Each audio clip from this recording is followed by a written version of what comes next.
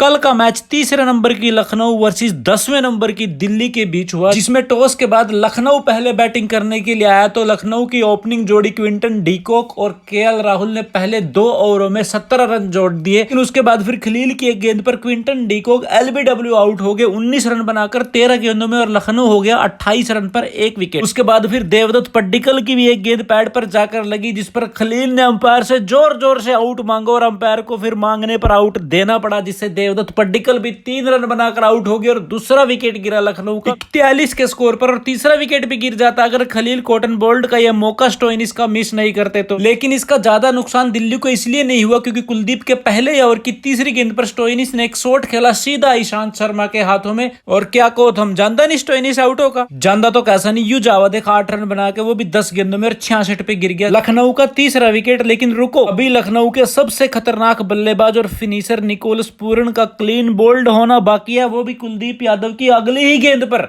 जिससे कुलदीप यादव छा गया क्योंकि दिल्ली के 4 विकेट गिर गए 66 के स्कोर पर। उसके बाद कुलदीप यादव के अगले ओवर की तीसरी ही गेंद पर केएल राहुल ने बल्ला घुमाया और ऋषभ पंत ने रोला पाया। केएल राहुल को देखो कैसे देख रहा है ऋषभ पंत को, मानो कह रहा हो कि रुक जा भाई, किसी को पता नहीं लगा। लेकिन ऋषभ पंत ने रोला पा के रखे और पता लगा कि केएल राहुल के बल्ले के बिल्कुल टॉप पे जाके ऋषभ पंत के हाथों में गई गेंद, जिससे कि चचा को अपनी उंगली खड़ी करनी पड़ी और केएल राहुल को 22 गेंदों में 39 रन बनाकर पवेलियन लौटना पड़ा। 77 पे गिर गया लखनऊ का 5वां विकेट कुलदीप यादव का, यह लगातार तीसरा विकेट था। फिर ईशांत शर्मा ने 10 रन पर हुड्डा को पानी पिला दिया और कुरनाल पांड्या ने एक मैच में थोड़े से रन क्या बना दिया और रुक के मार दिया। Krunal Pandya finisher, Krunal Pandya Hitler, Krunal Pandya all rounder और पता नहीं क्या लयू मारा कुरनाल पांड्या ने, और यह गई ऋषभ पंत के हाथों में।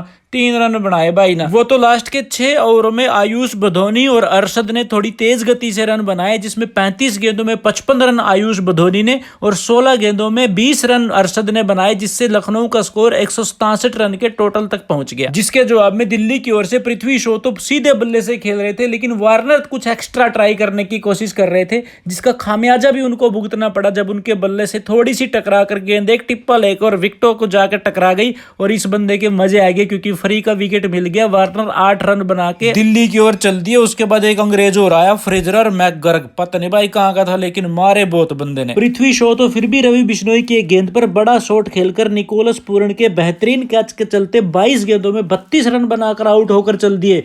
लेकिन ये बंदा नहीं मान्या भाई साहब, दे चौके लगातार लगे रहा। दूसरे छोर से ऋषभ पंत कभी उल्टे चौके और कभी सीधे छक्के लगा रहा था। वहीं फ्रेजर ने 30 गेंदों में अपना अर्धशतक कंप्लीट करने के बाद आउट होने से पहले 35 गेंदों में 55 रन की पारी दिल्ली के लिए खेली। उसके बाद ऋषभ पंत बिश्नोई की गेंद पर आगे बढ़कर बड़ा शॉट खेलना चाहते थे, लेकिन बॉल को तो मिस कर गए। लेकिन बचपन में जैसे हम नहीं रन आउट होते टाइम बल्ला दूर से फेंक देते थे कि पहुंच गया भाई पहुंच गया, ऐसे ही ऋषभ पंत ने भी किया। ये रखा देखो बल्ला केएल राहुल की बाजू के पास, लेकिन रोड़ा नहीं पाना ऋषभ, ये इंटरनेशनल क्रिकेट है, बेइज्जती हो जाएगी भाई। लेकिन यहां से अब दिल्ली दूर नहीं थी क्योंकि 27 गेंदों में 20 ही रन चाहिए थे दिल्ली को जीतने के लिए, और फिर बचा हुआ काम स्टब्स ने कर दिया। 12 गेंद शेष रहती, दिल्ली है मैच 6 विकेटों से जीत गया। So congratulations to Delhi and wish you all the very best.